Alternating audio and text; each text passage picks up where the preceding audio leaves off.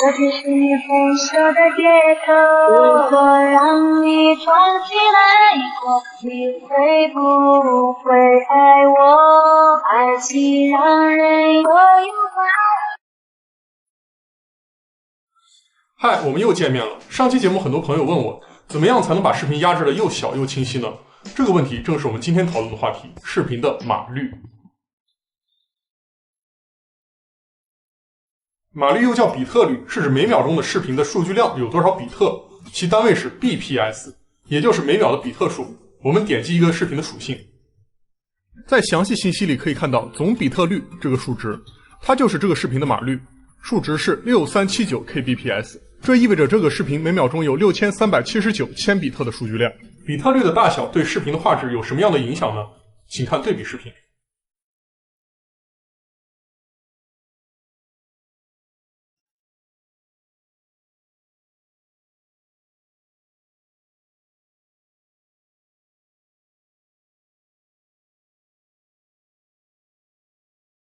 以上两段视频的分辨率均为1920×1080，可以明显看到，低码率的视频出现了马赛克、色彩断裂等等的情况，而高码率的视频则更加清晰、锐利。总结一下，在分辨率相同的情况下，同样编码的视频码率越高，则意味着画质越好；而视频的分辨率越高，则越需要更高的码率保证清晰。要注意的一点是，码率的数值要除以8才是我们常用的 KB 值。比如刚才这个6379 kbps 的视频，算下来每秒钟约797 KB 大小，所以通过码率的大小，我们可以轻松算出这个视频文件的体积。比如有一个3分钟的视频，码率是6000 kbps，6000 kbps 等于750 KB 每秒，750 KB 每秒乘以视频的时长，也就是180秒，可以得知视频的大小是135000 KB， 也就是 131.8 MB。接下来我们就说说视频文件是由什么构成的。一个完整的视频文件，比如 MP4、MOV， 相当于我手中这个杯子，而装在其中的两个巧克力则分别是视频轨及音频轨。封装格式就是这个容器，负责把视频和音频两个部分打包成一个文件，以便于播放。除此之外，没有别的什么意义。视频和音频有各自的码率，而视频的总码率是指每秒钟视频加音频码率的总和。把视频和音频封装在一个文件的过程，就是我们俗称的压制视频。视频和音频的压制要遵循一定的规则，这个规则叫做编码方式。B 站使用的视频编码叫做 H.264， 也叫做 AVC， 而音频编码则是 AAC。当然还有其他的编码方式，比如视频的 H.265、ProRes， 音频的 MP3、PCM 等等。编码方式的不同，我们会在今后的节目里详解。码率并不是越高越好，码率高到一定极限之后，人眼就很难辨别出更好的画质了，但是视频的体积会变得更大，这就是码率的边际递减效应。而视频在传播时，码率越低，传输越快，这也是你手机网络不好的时候选择低质量视频播放更流畅的原因。另外，编码分为固定比特率及动态比特率。固定比特率也叫 CBR， 指视频每一秒的码率都是相等的，而动态比特率也叫 VBR， 是指视频在编码过程中，编码器会根据画面的复杂程度来设定码率。越复杂、变化越剧烈的画面，比特率越高，而偏向静态的画面，比特率会变低，而其平均码率等于你设定的值。如果视频画面偏静态，那么选择 CBR 和 VBR 都是可以的，而视频偏动态，选择 VBR 更为合适。所以说，作为一个 UP 主，在压制视频的时候是有讲究的。B 站给出了视频编码指南，可以看到视频码率最高为6000 kbps， 指的是视频轨码率的平均值，而视频峰值码率指的是 VBR 编码时的最高码率，最大为24000 kbps， 而音频编码为 AAC， 码率最高为320 kbps， 采样率为44100，而分辨率如我们上一个节目所说是1920×1080。还有一些参数，我们在今后的节目里会进行介绍。接下来我们以 Premiere 为例，来看看怎么才能压制符合 B 站要求的视频。选择文件导出媒体，格式选择 H.264， 点击匹配源，检查分辨率、帧率是否符合你的要求，然后点击以最大深度渲染。配置文件选择高，级别选择 4.1， 比特率编码选择 VBR 2次，目标比特率选择小于6000 kbps 的值，最大比特率要小于24000 kbps。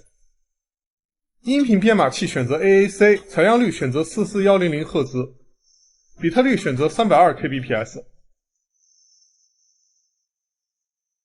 选择使用最高渲染质量，之后设置输出名称以及路径，点击导出即可。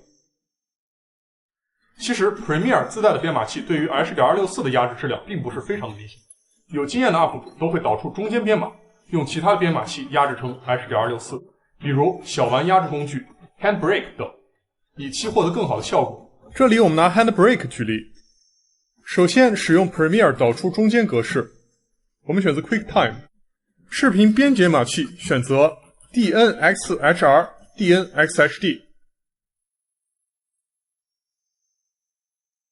分辨率选择 1080p DNxHD HQ 8位，点击匹配源检查分辨率以及帧率，选择以最大深度渲染。音频方面选择默认值即可，勾选使用最高渲染质量，选择输出名称以及路径，点击导出，我们即可得到一个 MOV 封装格式的中间文件。接下来打开 Handbrake， 打开刚才导出的 MOV 文件，检查分辨率是否为 1080p。 接下来在 Video 标签将帧率选择为 Same as Source， 并点击 Constant Frame Rate。 接下来将平均比特率设置为小于6000 kbps 的值，并选择 Two Pass Encoding 和 Turbo First Pass。 接下来将 Encoding Profile 设置为 High， Encoding Level 设置为 4.1。 音频标签下将比特率设置为320 kbps， 点击下箭头将采样率设置为44100赫兹。接下来选择路径设置名称，开始编码即可。如果你对视频制作感兴趣，欢迎加入隐私交流群和我们交流。想学习什么知识，请在下面留言。我们下期节目再见。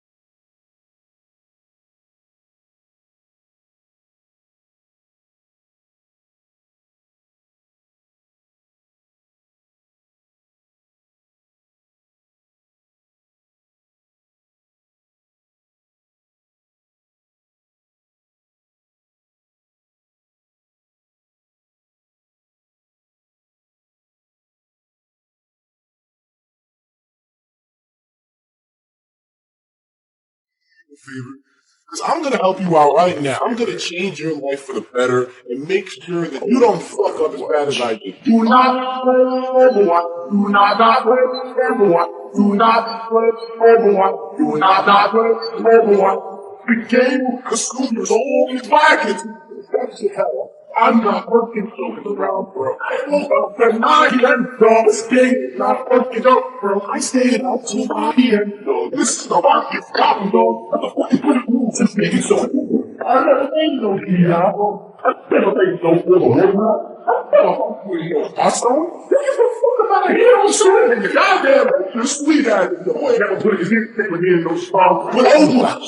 Overwatch. What the fuck is Overwatch? Do not play Overwatch. Do not play Overwatch. Do not play Overwatch. Do not play Overwatch. Do not play Overwatch. Do not play Overwatch. Do not play Overwatch. Do not play Overwatch.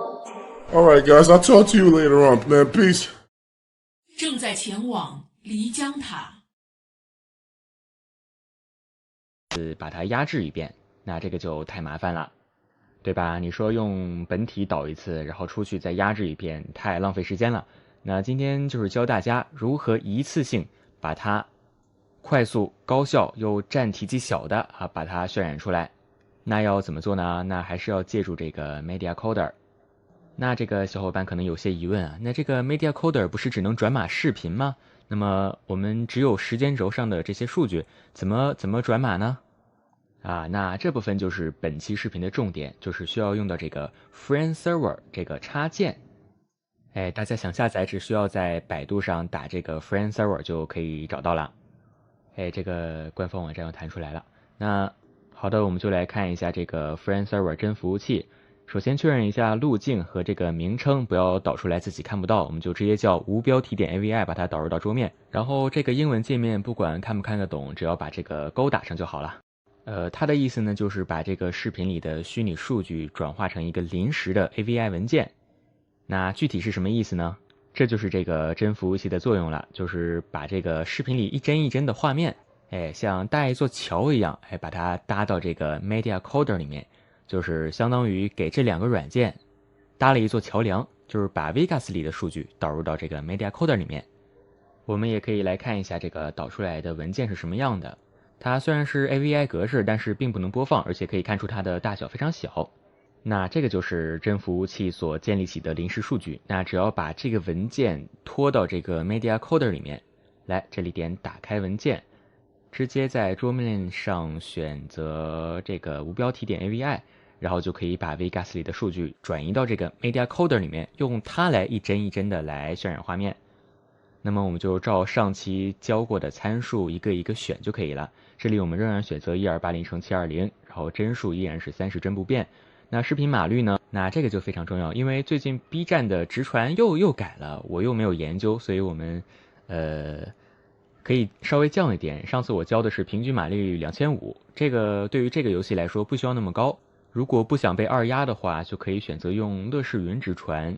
然后平均码率大概在1900到2000左右，就可以不用被二压，应该是这样啊。这个因为新版的直传我还完全没有研究，所以大家可信可不信，因为我自己都不信自己，好吧？啊，这个无标题它重名了，我们只要点否就可以重新创建一个文件名。好的，那接下去就只需要等待了。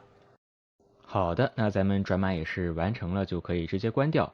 然后这个也可以停止运行，这个也可以停止运行。然后如果你不放心的话，可以在关闭客户端的时候点是另存为，然后随便存一个文件名当然了，你自己要记住。那下次只要打开这个工程文件，就可以重新编辑这个视频。那我们来看一看这个成品吧。来随机看几个画面，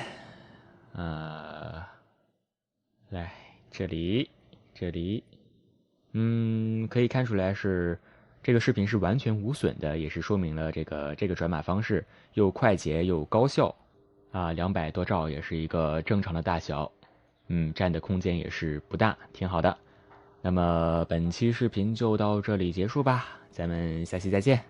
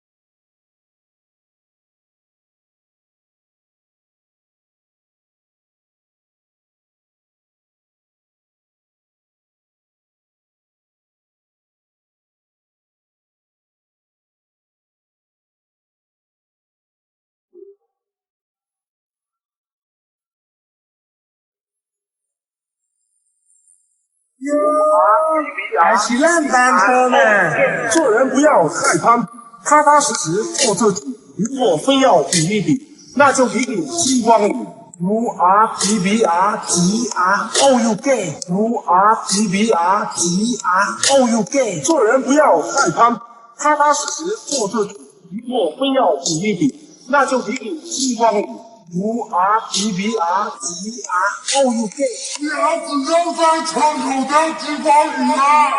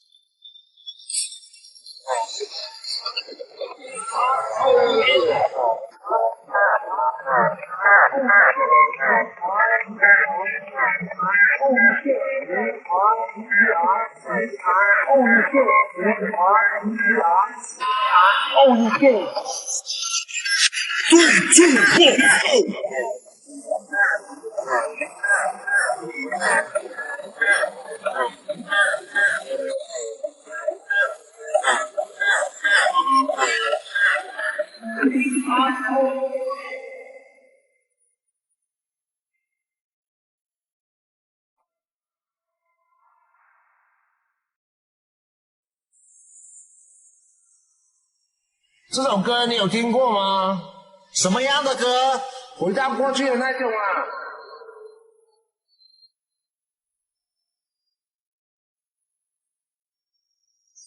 把春带流，碰到一个专门看着，听着说我，还是执着让我要走，真的把准。才有才有回答，你这个角落就快乐，我是你的快乐。你说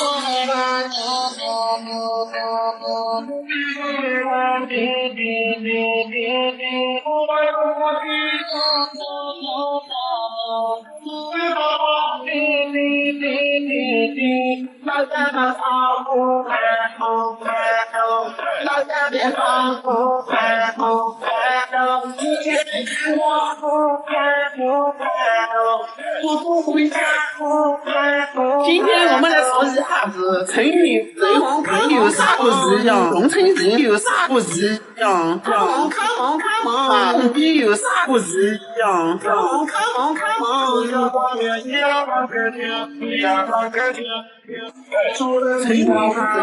有啥不一样，农村人有啥不一样，看梦你有啥不一样，看梦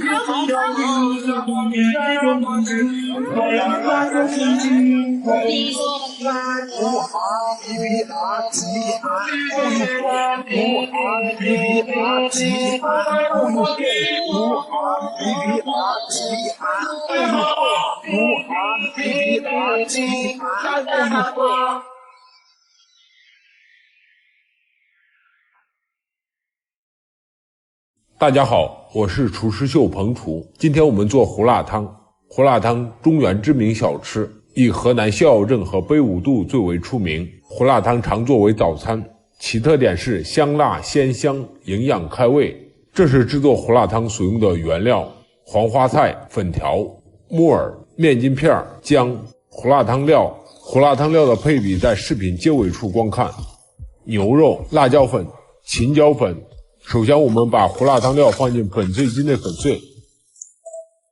胡辣汤料一定要打成粉末状，越稀越好，不然喝汤的时候会影响口感。把打好的胡辣汤料放进碗内备用。然后把2种辣椒也放进粉碎机内粉碎。把辣椒也打成粉末状。这2种辣椒市场上都有打得更细一点的，大家可以直接购买。下面把原料改刀，黄花菜切成小段，木耳切成小块，面筋片切成大小均匀的小块，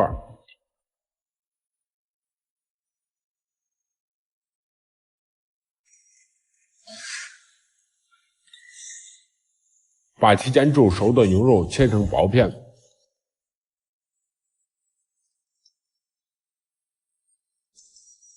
然后切成小片，粉条切成段备用。姜先切成片，再切成末。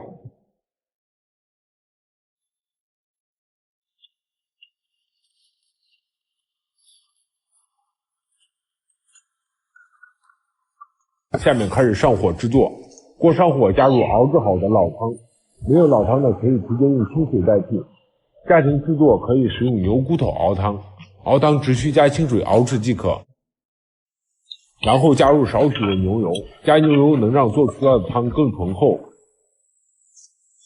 然后加入8克胡辣汤料，胡辣汤料一水的比例是1斤水2克料粉，再加入适量的胡椒粉、辣椒粉，用勺子搅拌均匀。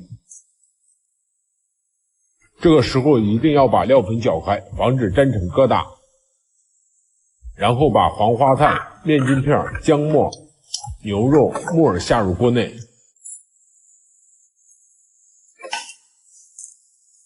小火熬制10分钟，然后加入适量的盐调味，加适量升温水勾芡至汤汁粘稠。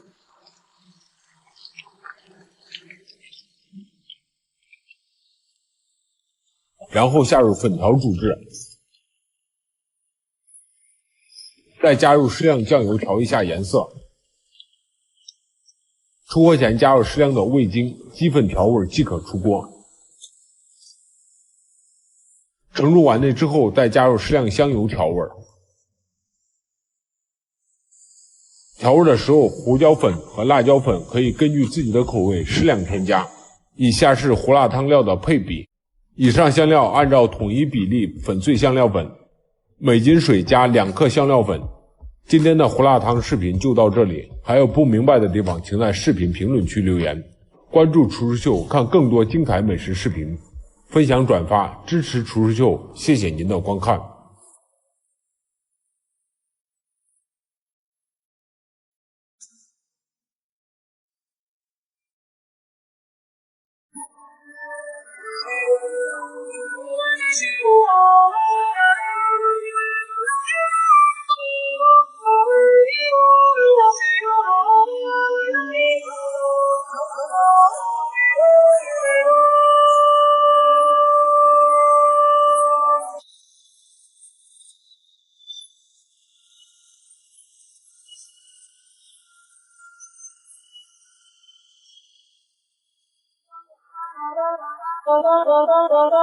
Thank